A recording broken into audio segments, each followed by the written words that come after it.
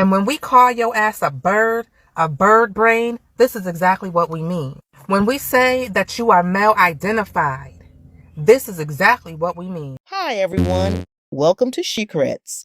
Before we get into it, go ahead and hit that subscribe button if you like raw, unfiltered opinions and the kind of truth that makes folks squirm a little. Whew!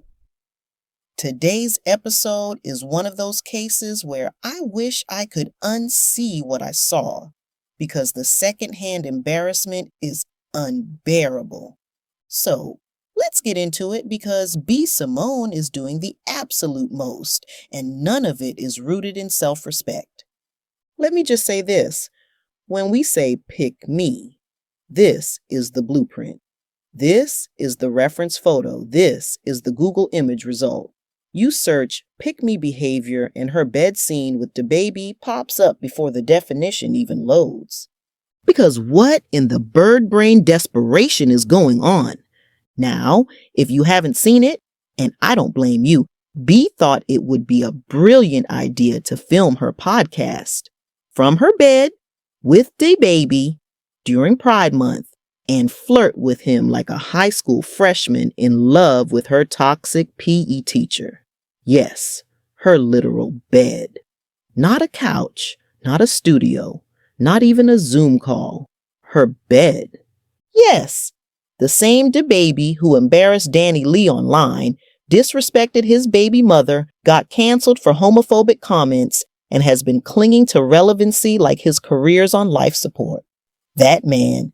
And B, who was just out here selling manifest hymn journals and crying about being single, is now cooing, "I love you," to him like that's supposed to mean something? Sister. He barely blinked when he said it back. This is what happens when your identity is so deeply wrapped in male validation that you'll platform a man who has publicly humiliated women just for the illusion of intimacy. It's not giving healed. It's giving delusional.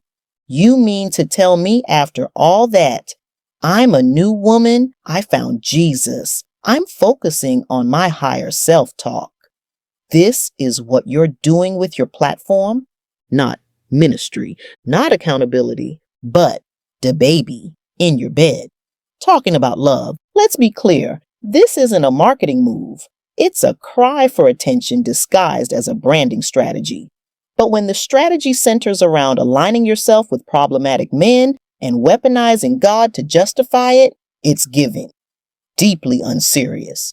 Because this is the same woman who was crying over crystals, then suddenly found Jesus when the New Age men stopped texting back.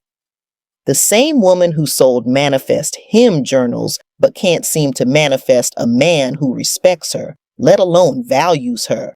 So now she's laying in bed with a dude who humiliated the mother of his child on IG Live. This is why people call her a pick me. Because she's not just male identified, she's male obsessed. She pivots her entire identity to chase male validation and slaps a Bible verse on it like that's supposed to cleanse the desperation. She's the girl who says, God sent me this man even when the man in question has red flags hanging from every limb. It's the way she's trying to baptize her mess for me. And before someone says, y'all are hating on her glow up, let me stop you right there. There's no glow when the foundation is insecurity and the strategy is pandering. She's cosplaying Christian womanhood like it's a trend, not a transformation. That's why it feels empty. Let's not forget, this is the same woman who told the world that spirituality didn't work for her because she still couldn't find a man. So she threw away her crystals and picked up a Bible, not because of conviction, but because she thought Christianity was the fast track to a wedding ring. Make it make sense. You didn't find God, you found a new angle. And let's be honest, if your faith journey starts with trying to bait a man into marrying you, it's not faith, it's strategy, and not even a good one. Because ain't no man of God watching that clip thinking, yes, Lord, that's my wife. If anything, the devil himself probably said, "Girl, this ain't even my best work." This isn't about love. It's not about faith. It's about optics, bad ones. And let's talk about DaBaby for a second. Nobody's checking for him. His last few singles, dead on arrival. He's not dumb. He knows his career is circling the drain. And what better way to stir up relevance than by using someone like B, who's willing to trade her dignity for a clip that might go viral. He doesn't even look into her eyes when she speaks. His whole energy is, "Let me ride this wave till I find a lifeboat." And she's so giddy to have a man in her bed, any man, that she can't even see it.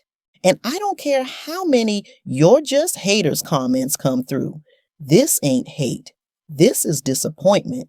Because B. Simone is talented, funny, and successful. But she keeps cheapening herself every chance she gets for a viral moment that doesn't even benefit her long term. This isn't about making content. It's about being content for the very men who'll never see you as more than an easy win. You could be building something lasting. You could be helping women grow. Instead, you're teaching them that attention is more valuable than dignity.